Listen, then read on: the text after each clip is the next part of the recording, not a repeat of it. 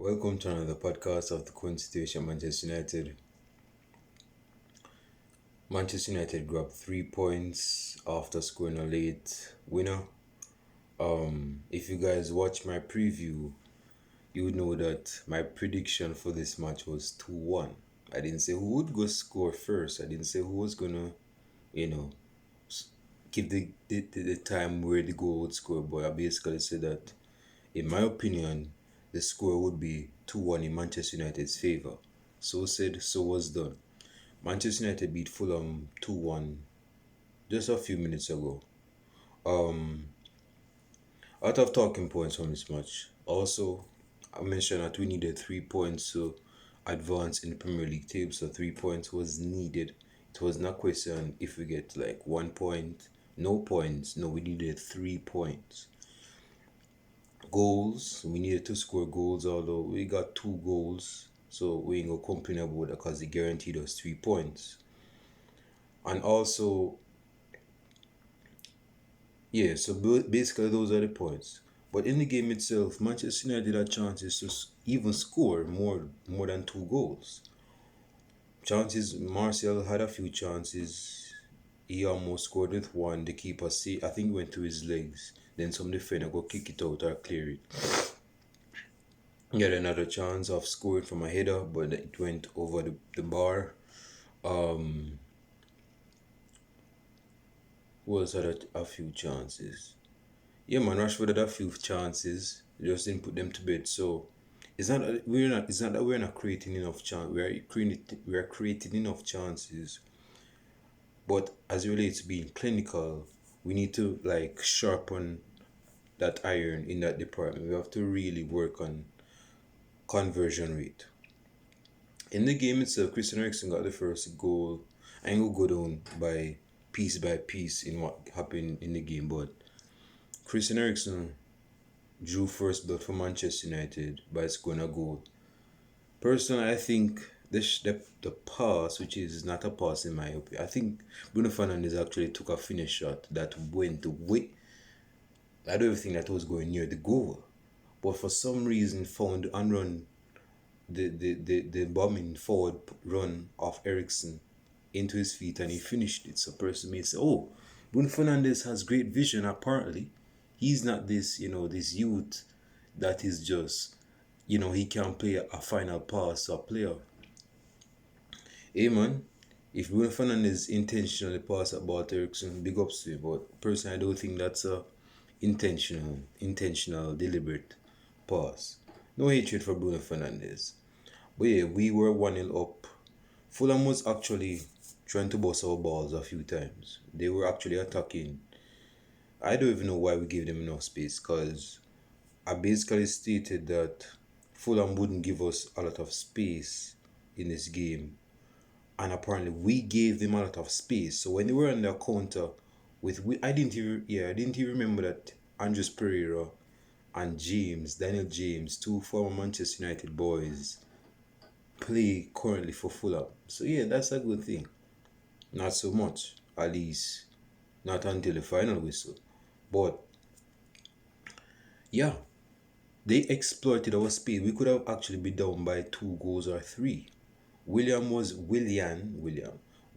very exceptional when he came out to exploiting the space with the pace that he has. And this is not a prime Chelsea William, and he still has shown how vital he is for Fulham because he created a lot of chances for Fulham to actually score. Now moving on to the equalizer. Bruno Fernandes it goes without saying, Bruno Fernandes is at fault. Malacia was actually playing as a right back. Going back to what I just said about Man United giving Fulham space. Yes, you're supposed to be, supporting the man that is playing out wide to give some additional width. I mean, as a fan, you're looking back and saying, alright, but me not to do that. But some players may say, well, you're not on the football pitch, so you don't know how hard it is. But the fact, man, if you're in that position and your body posture is unbalanced or it's weird, it's awkward, and you can't see anybody to pass the ball to, I don't think Malacia should be that far up because there are some players looming behind Lamasia to get the ball in space and run onto it. So the fact is, when Bruno Fernandes lost the ball, Fulham was on a counter. Malacia was playing catch up. So basically, it went into Willian's feet. Willian passed it to the wide man. The wide man passed it on to a bridging as familiar to Manchester United fans. I just mentioned his name, Daniel James, to equalize. Apparently, this is his I got you moment to show that he shouldn't have sold me. You allowed Mason Greenwood, this brethren, that's beating up his girlfriend. You know, he's doing some heinous stuff off the pitch to say Manchester United, but you go sell me. That is, no, I'm going to score a goal and equalize and probably even win this game. When Daniel James came on, he was actually the game changer for Fulham, at least until the winner for Manchester United. My man had Lisandro Martinez on smoke. Lisandro Martinez was playing catch up. And my lips are so dry. It's actually 3 degrees and it was snowing earlier this morning. Man, it's cold, so my lips are very dry. So don't be surprised if I'm talking a bit funny. But yeah, Daniel James exploited Lisandro Martinez, man. Like on the right wing, that pace, Lisandro was playing catch up. And if he knew how to cross the balls, Daniel James, then we could have been down by like 3 goals or even 2 goals. Fulham was actually pressuring Manchester United, pressuring us. But anyway, scrapping all of that, Bruno Fernandes, man, didn't have the best of games. Malacia should not even be playing right back. Elanga didn't have a bad game per se. He didn't have a bad game. He was very good in possession a few times. It's unfortunate he got sent off not sent off like he got a red card or anything. But it's unfortunate he got subbed off in the 54th minute of the game when the game is kind of still fresh, especially the second half when the game is still fresh and thing. But it was substituted for Scott McTominay to, I guess, add some additional defensive structure to the midfield. Then Garnacho came on for Martial, which put Rashford as a striker. When this bridging came on, man, I was like, okay, you're trying to get 3 points. And you're taking off Tony. Why you take off Tony now? Why you not pull off somebody else and put on Garnacho? Because we need a goal, like I mentioned, we need goals. Marcel is a goal scorer. Garnacho can get goals. And when he came on, he was very exceptional on that left wing. When Manchester United, before the game finished, when Manchester United won a position, they were attacking. I was like having this gut feeling like I think my score prediction may actually happen. Because when Luke Shaw was running with the ball, gave it to Garnacho, Garnacho passed it to Ericsson, Ericsson one time it to Garnacho's feet. The pace to beat the brethren and run onto it and adjust on his left foot and score the goal was actually good. It was very good, man.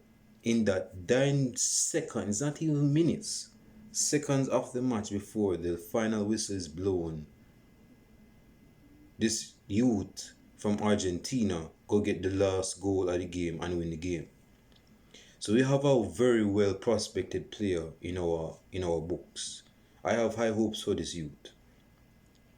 But that goal, man, it's kind of reminiscent of the goal Cristiano Ronaldo scored against Fulham in 2007 or 2006 when my man was running on the left wing, beat a couple players, did it on his own, went cutting, did a rubbing on his right foot and go shoot and score. It's so somewhat deflected, but that goal actually won the game. I'm thinking of Martial goal in 2018 when he was running with the ball and he go beat a couple players and he finished it and score.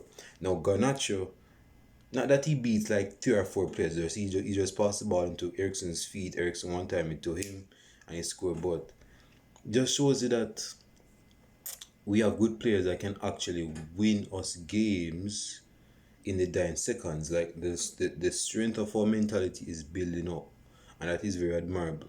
So yes, man, I have high hopes for this youth. It's good that we got 3 points, as I mentioned. Of course, we should have scored more goals. Let us be real about we should have scored more goals. But I'll accept that we got 3 points and score 2 goals and concede 1 goal. Leave your comments down below in the comment section. I want to hear what you guys have to say. I don't want this video to be long. Not in the mood really. Some stuff happened earlier. But yeah, I'll show it to you guys in the next video. Like and subscribe to the channel. I'll show it to you guys next time. Peace.